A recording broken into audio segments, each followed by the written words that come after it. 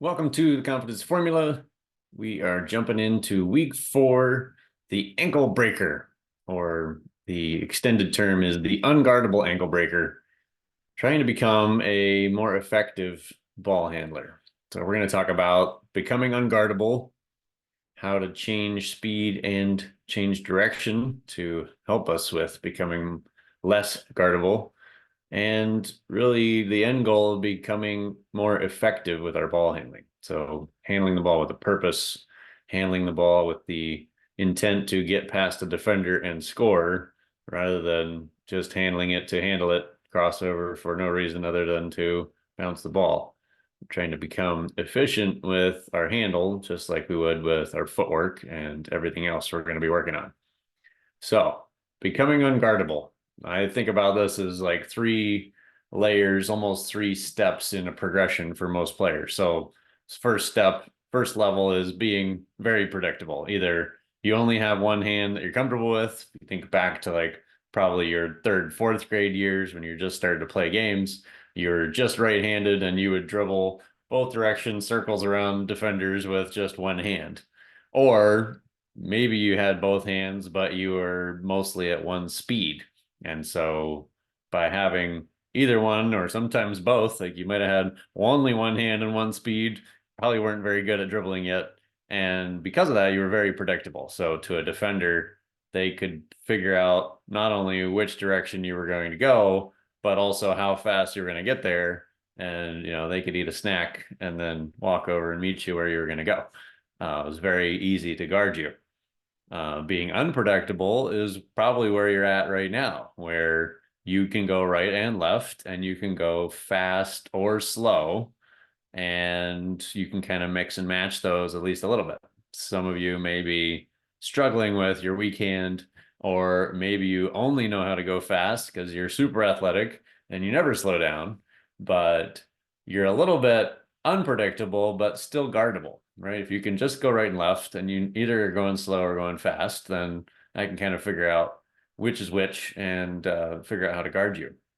What we're working toward is what I call unguardable. It's kind of the ultimate ideal, and it's kind of the ideal that we'll never reach. We were just talking about the gap and the gain a couple weeks ago in our focus funnel week.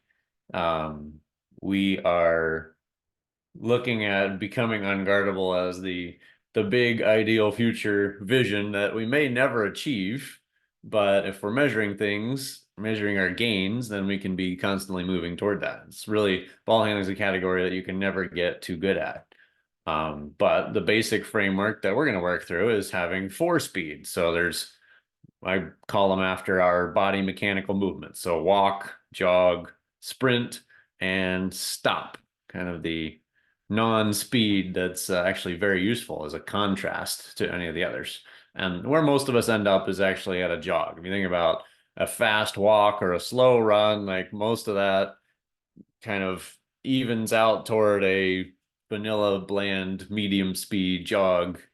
And even if we're doing a lot of changing directions, going the same speed all the time at medium means, again, we're very predictable and the defense can guard us. So going through those 4 speeds, changing hands with that, changing directions, and learning a bunch of different ways to change directions can then make that a lot more difficult for the defense to gauge not only where you're going to go, which direction you're going to go, but how fast you're going to get there, and whether you're going to change speed and direction again before you even get there where they thought you were starting to go.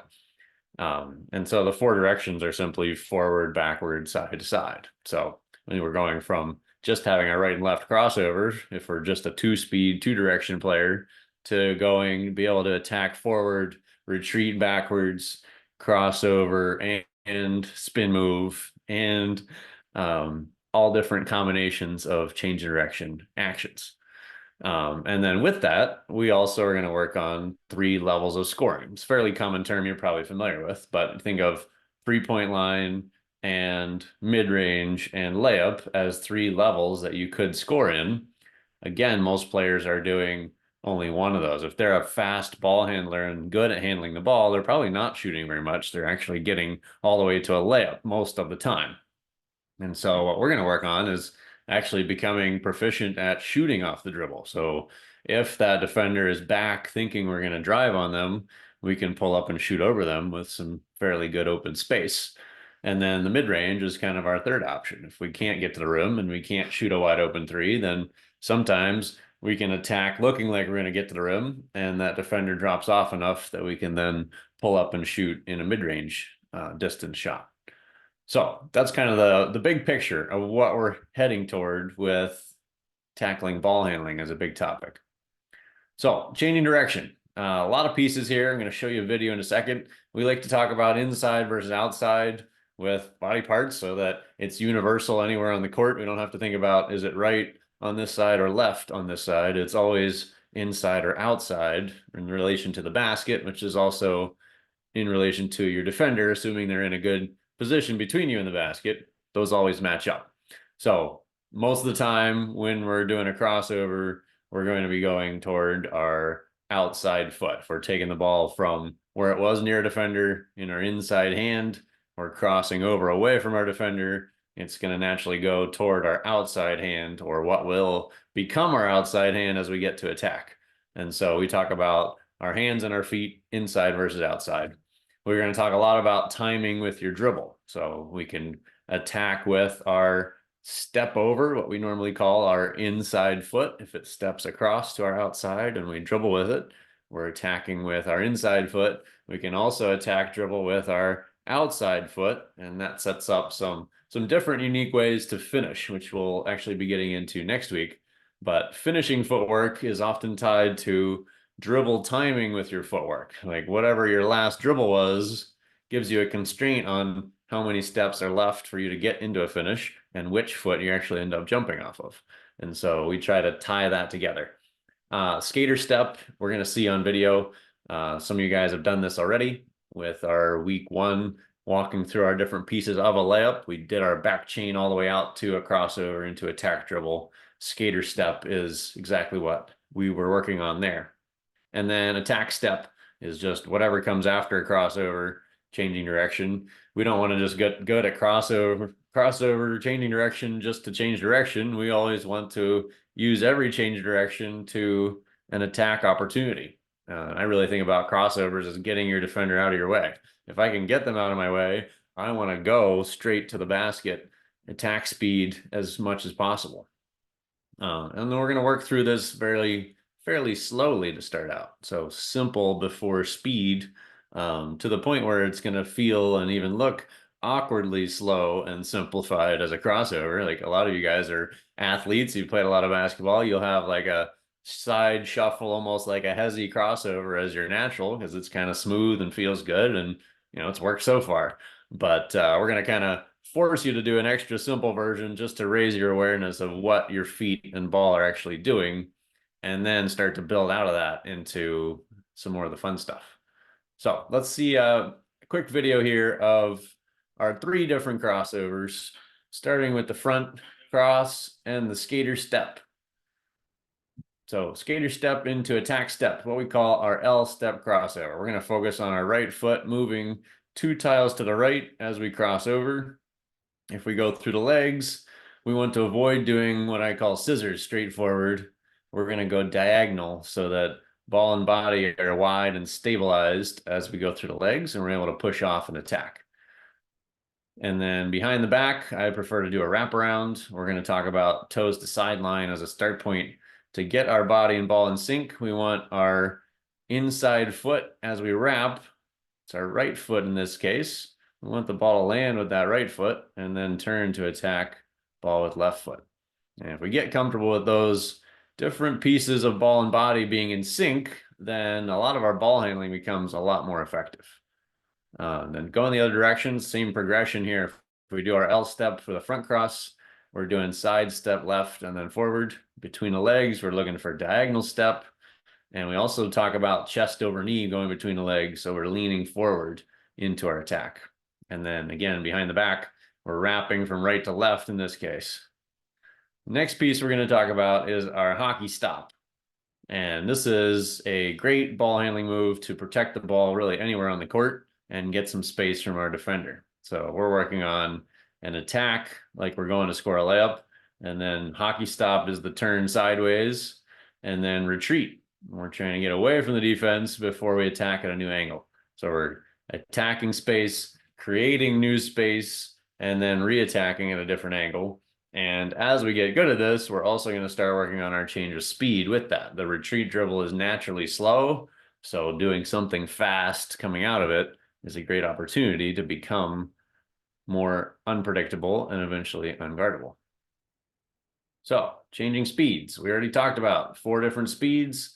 Again, they are walk, jog, sprint, and stop. And we're going to work on just how to change between those. And we'll start fairly simply, dribble up and down the court a few times, see what you can do without changing any direction, without changing hands at all. What can you do to shake a defender loose by just changing speeds? And then we're going to talk about changing direction. So we have our crossovers that go right and left. We have our attack dribble and our retreat dribble that go forward and back. And then we're going to start building in our hesitation dribble, where we're changing speeds almost instantaneously, right? Between one step and the next, we are going from fast to slow and fast again. Sometimes even within the same step, we're really going to be fine-tuning your body control and your awareness of weight shifts and footwork and ball timing so that you can really be deceptive, is my favorite word to use, but you can be deceptive to your defender. Like, they really have no idea what's about to happen next because you're changing speeds inside of a couple of steps in one dribble, and you could really do 2 or 3 or even 4 different things coming out of that change of speed hesitation.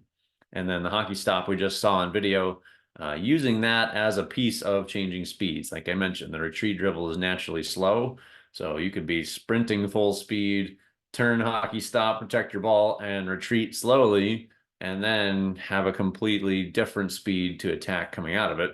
And again, be very deceptive, very unpredictable to the defense. Let's see what changing speed looks like. There's actually 4 different footwork combinations that I like to use. This is me doing a workout in the gym on my own, just working through different options, kind of playing with the pieces so that I can demonstrate them properly. So first one here is what's called a pocket dribble. We're simply dribbling with our left foot, right hand, and we're pulling the ball back to our right pocket as we're on our right foot. The next one is a little bit faster. What most of you probably do naturally is, I call it a triple step, and we're going to get really specific with that. Most players get through like what I call the fudge zone. They'll like do several steps. I don't know how many. I'm stuttering my feet and then I go, and they are okay with that as a hesitation dribble. We try to get really specific, like which foot our dribble happens with, which foot is then next, how many steps we take, and then which foot is free to attack. And by doing that really specifically and getting comfortable with it, you can eventually make that a much more efficient move rather than the fudge zone of stutter step until I feel like it. We're going to get really specific and be able to attack both directions out of it so that we're becoming deceptive and unguarded. Next one is a skip dribble. We're going to get up high, skipping on one foot, and then lunge forward and be able to attack with the next step again. So similar rhythm, but a lot different visual and a lot different feeling. This one is you floating up vertically off the floor before you come back down into attack. So it really looks like you're slowing down to your defender, and you are vertically slowing down, but horizontally you still have a lot of momentum and you're going forward toward the basket. And then the fourth one is what we call a hang dribble. And this one's a little more lateral, where we're hitting with our outside foot and doing a side skip where we actually change feet and then get into either a shot or a drive. This one's a lot of fun. Takes a little bit of getting used to. I'll do some funky dance moves to demonstrate the idea of what you're actually doing with your feet. And I found getting into this from a crossover is actually the easiest way versus a pound dribble. And so we'll try it both ways, but crossover first makes your natural, kind of what I was talking about, what you might already be doing is a hesitation crossover. This is what that looks like intentionally. So you probably do an unintentional, like triple step shuffle to the side before you attack. and you're probably not able to shoot out of it very well because you're just not aware of what your feet are doing. We're going to get you the simplified version first, like I said, and then we're going to build to this where you're doing a side shuffle with a crossover, but you're doing it intentionally knowing which foot is where and when, and we're able to both shoot and drive out of it. So again, we're becoming more deceptive, less guardable, on our way to becoming unguardable. The last part is ball handling effectiveness. So the real test, right? All ball handling can look cool, but the real test is, can you get past a live defender? So we're going to show you in a second what we play. I call it one-on-one lane squeeze. We're just using the width of the lane, usually from half court or so all the way to the basket. You got to get past the defender inside that limited space. And that really forces you to become more aware of what works and what doesn't work, and how efficient and effective your crossover and your change of speed actually is. And I like to really change your mind about how you practice, because everyone practices with one ball or two balls, maybe jogging up and down the court, maybe staring at a wall in their garage. Whatever they're doing is mostly a waste of time in my experience. And what we're going to show you is how to get more effective to actually make it a useful tool rather than just, a fun skill set. Like where I see a lot of players hanging out is, I can dribble the heck out of the ball, but I can't use my feet to help me get past the defender while I'm handling the ball. So they're usually disconnected parts. And so really, I don't care how good you are at dribbling in ISO with nobody around you. We want to get you good at beating a defender with as few dribbles as possible. And so we're going to talk about how you can use your own practice time when you're not in the gym with us, when you're out in the driveway, how you can use your imagination and a situation to build context for ball handling. So my least favorite thing in the world is to have players standing still, pounding the ball stationary. Like maybe if you were in second grade and you're just trying it first time, but after about 5 minutes, you're ready to move on and try to elevate it. And so thinking about like, all right, imagining a game, maybe I even have film of a game situation I struggled with that I'm going to use in my head.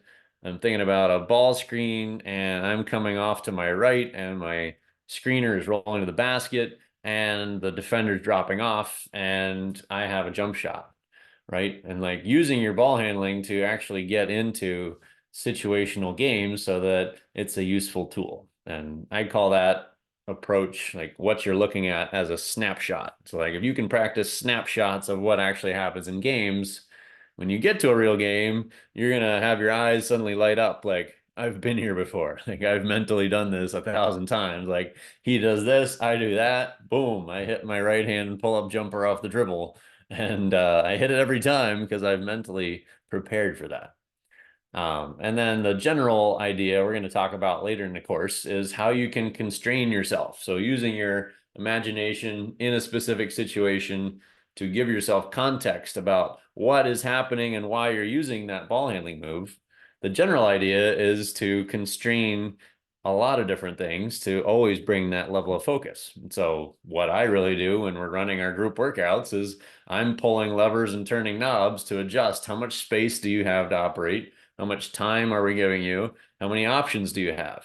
And if you can kind of adopt that coach's mindset framework for yourself when you're practicing, suddenly you can work on a lot more specific skills that are actually effective in games because you're tying all that mental context, that snapshot behind it. You know exactly what you're trying to get out of it. And therefore, your practice becomes a lot more motivating and a lot more effective because you're working on a solution to a problem that you know exists in a real game rather than pounding the air of the ball because coach said so and they didn't know what else to tell you and boring yourself and really wasting your time is how I look at that. Like you're getting a lot of dribbles, but maybe strengthening your hands and your forearms, but we can do that probably other more effective ways to get that done if that's our goal. If we actually want to get good as a ball handler in a game to get past the defender and score, we need to be using our mental engagement and situational context to really make that happen. So if in doubt, play one-on-one a lot. That's what I put at the bottom line here. If you can find a partner, maybe set up some constraints and just play one-on-one with them until you're ready to fall down from exhaustion. you're going to get really good at handling the ball by just doing that with a lot of volume. So let's see what this looks like with the one-on-one lane squeeze. I've got two different high school players we're going to see in this. I'm actually playing defense on them, and I have my realistic for extra length. So I'm trying to poke the ball away. You'll see me block a couple of their shots. Basically, if they didn't create enough space to get past me or get a shot over me, then I'm using my exaggerated length to block them for them to get better at reading that kind of situation.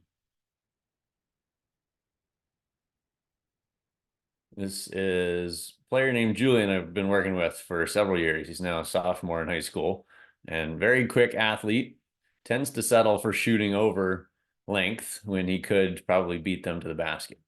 And we've been working recently on change of direction finishes. So trying to get him to burst of speed, get me off, or get me to turn my hips and run with him so that he can use that against me and then go finish. And good example here of what we're looking for. This is another player named Musa from Montreal, Canada. And he's going to be coming down this summer to do some more work with us. But this was his first day, actually part of an evaluation. So this is probably more what you guys are going to look like on your first try of this. He's changing direction a lot, but he's not changing speed hardly at all. And so me with my big, long black blocking stick, I'm able to stay in front of him without trying too hard. And I'm in his way all the time when he's trying to shoot because he's doing one of the aspects. He's in the predictable mode. He's changing direction great, but he's never changing speed. So I know exactly when and where he's going to end up, even though he's changing hands with the ball a lot. So getting better at that combination of changing direction with a change of speed is really where you have the most leverage to make a big jump in your effectiveness. And then a lot of this comes down to shot selection. So if you can get my hips to turn and get me back off of you, then your mid-range jumper is actually a really good shot. Here was a great spin move he made, got across the paint after he forced me to change direction. So I'm kind of coaching him as he's going through this. He got a little bit better at changing speed, but finding space to get a shot off is a lot of the battle. So shot selection ties into a lot of this, just like we do off the catch playing one-on-one closeout. When you have the ball in your hands, it's a little different mindset, but making yourself have to take good quality shots over a live defender off the dribble suddenly makes that snapshot of game context really relevant. When you get in a game, it's very comfortable for you because you've been there before. So, quick summary again. Becoming unguardable is our ultimate ideal. That's the big vision in the future that we are trying to move toward. And we're going to come up with a couple different ways to measure our gains moving toward that. Changing direction, we talked about 4 directions we can go. Changing speed, we have 4 speeds. And then how to make your practice more effective and relevant to games. And my role right now going forward the next 8 weeks is to show you what that looks like in a ball handling specific scenario, and then give you kind of the mindset we talked about. Use your imagination, game situation, and build the context so that you can design your own practice to keep your mind engaged in game relevant ball handling. And that's how you become an unguardable ankle breaker. That's it for this week. I'll see you on the court.